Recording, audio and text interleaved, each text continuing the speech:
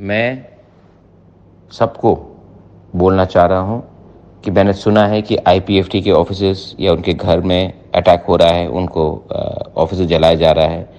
मैं वार्निंग दे रहा हूँ सबको, कोई भी तिपरा मोथा के नाम में अगर गुंडागर्दी करेगा और अपने ही तिपरासा को, क्योंकि आईपीएफटी भी तिपरासा है, को अटैक करेगा तो मैं टॉलरेट नहीं करूँगा। मैं डीजीपी को बात करूँगा, मैं पुलिस से बात करूँगा और इमीडिएटली आपको सस्पेंड करा दूंगा।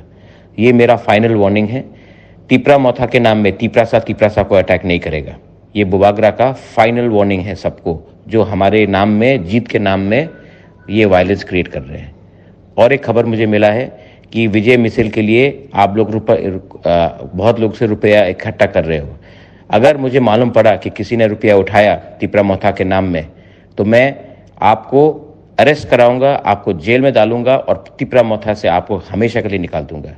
ये एक्सटॉर्शन, गुंडागर्दी जब तक बुबागरा चेयरमैन है तिपरा मोथा का नहीं चलेगा।